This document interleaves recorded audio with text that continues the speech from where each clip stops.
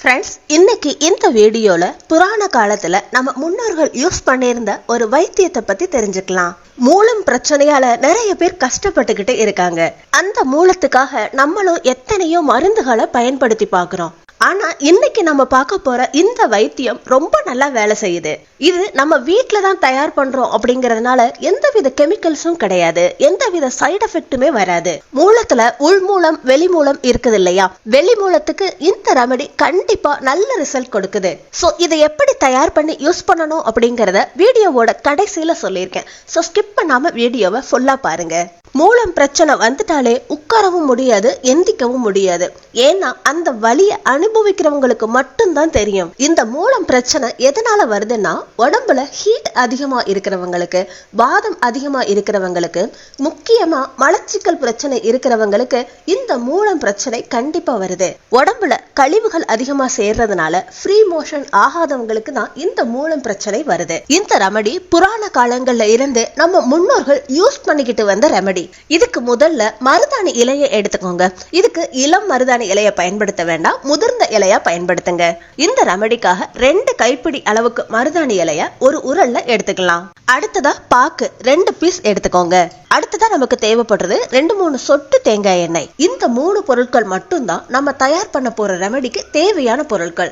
இப்போ இதை எப்படி தயார் பண்ணலாம் அப்படிங்கறத பார்க்கலாம் ஃப்ரெண்ட்ஸ். இந்த 3 பொருட்களையுமே உரல்ல போட்டு நல்ல நைஸ் பேஸ்டா ரெடி பண்ணிக்கோங்க. உங்ககிட்ட உரல் இல்லாட்டி மிக்சில சின்ன ஜாரை கூட பயன்படுத்தி யூஸ் பண்ணுங்க. பாருங்க, இந்த மாதிரி நைஸ் பேஸ்டா ரெடி பண்ணிக்கோங்க. அடுத்ததா பாக்கு வந்து நம்ம அப்படியே போடக்கூடாது. இதுல வந்து நைஸா பவுடரா ரெடி பண்ணி தான் இதுல போடணும். இன்னொரு உரல்ல இந்த பாக்க போட்டு நைஸ் பவுடரா ரெடி பண்ணிக்கோங்க. பாக்கு பொடி இடிப்போம் இல்லையா? இடிக்கிறப்போ 1-2 இருக்கிறத வந்து இந்த ரெமடிக்காக பயன்படுத்தக்கூடாது. நைஸ் பவுடரா இருக்கிறத மட்டும்தான் பயன்படுத்தணும். பாருங்க, 2 சிட்டிகை இந்த ரெமடிக்காக யூஸ் பண்ண போறேன். இப்போ இந்த 2 பொருட்களையுமே கலந்து இன்னொரு தடவை நல்லா மிக்ஸ் பண்ணி விடுங்க. இந்த 2ஐயுமே சேர்த்து நைஸா அரைச்சதுக்கு அப்புறமா இதுல 2 சொட்டு மட்டும் தேங்காய் எண்ணெய் விட்டு நல்லா மிக்ஸ் பண்ணிக்கோங்க. இதை இப்போ நைஸா அரைச்சு கெட்டியா எடுத்து வச்சுக்கோங்க. ஒரு பெரிய நெல்லிக்காய் அளவுக்கு இதை எடுத்துக்கோங்க ஃப்ரெண்ட்ஸ். எடுத்துக்கிட்டு இந்த ரெமடியை உங்க இடது கையால ஆசனவாய் இருக்கிற இடத்துல அப்ளை பண்ணுங்க. கொஞ்சமா அந்த ஆசனவாயை சுத்தி வச்சதுக்கு அப்புறமா அதுக்கு மேல இன்னொரு லேயரா இந்த ரெமடியை அப்ளை பண்ணுங்க. அதாவது கொஞ்சம் பேஸ்ட் எடுத்து உங்க ஆசன வாய்க்குள்ள வச்சுட்டு அதுக்கு மேல இன்னொரு லேயரா இந்த ரெமடியை அப்ளை பண்ணுங்க. இன்னும் இது உதிராம இருக்கிறதுக்கு என்ன பண்ணணும்னா, கோமணம் மாதிரி நம்ம கட்டிக்கிடணும். ஆண்கள் பெண்கள் யாருனாலும் இந்த ரெமடியை ஃபாலோ பண்ணலாம். நமக்கு இயற்கையாவே மூலம் வந்து தானாவே உதிர்ந்து விழணும்னு நினைச்சீங்கன்னா இந்த ரெமடியை தாராளமா ஃபாலோ பண்ணுங்க. இதுக்கு நம்ம வெக்கப்படக்கூடாது. ஏன்னா நம்ம பெரியவங்க சொல்லுவாங்க இல்லையா, வைத்தியன் கிட்டையும் வக்கீல் கிட்டையும் நம்ம எப்பயும் பொய் சொல்லக்கூடாதுன்னு. எதுக்குன்னா, வைத்தியன் கிட்ட நம்ம முழு உண்மையை நம்ம சொல்றப்பதான் நமக்கு சரியான வைத்தியம் கிடைக்குது. அதனால வெக்கப்படாம மூலம் அதுவாவே இயற்கையா உதிர்ந்து விழணும்னா கண்டிப்பா இந்த ரெமடியை ட்ரை பண்ணுங்க. ஏன்னா இது அனுபவபூர்வமான உண்மை.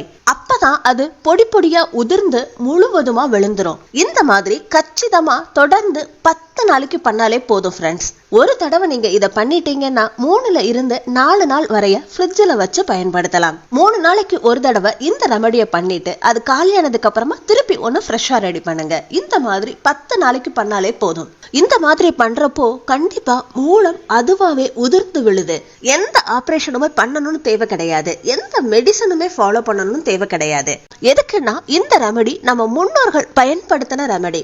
அதே மாதிரி ஃப்ரெண்ட்ஸ், இந்த ரெமடியை நீங்க ஃபாலோ பண்றப்போ அசைவமோ இல்ல மசாலா பொருட்களோ கண்டிப்பா எடுத்துக்க கூடாது. சோ ஃப்ரெண்ட்ஸ், பாத்தீங்க இல்லையா, நம்ம வீட்ல நம்ம தயார் பண்ண ரொம்ப ஈஸியான ரெமடியை நீங்க கூட இந்த ரெமடியை யூஸ் பண்ணி உங்க மூலம் பிரச்சனை சரியாகணும்னு வேண்டிக்கிட்டு இந்த வீடியோ பிடிச்சிருந்தா லைக் பண்ணுங்க, ஷேர் பண்ணுங்க.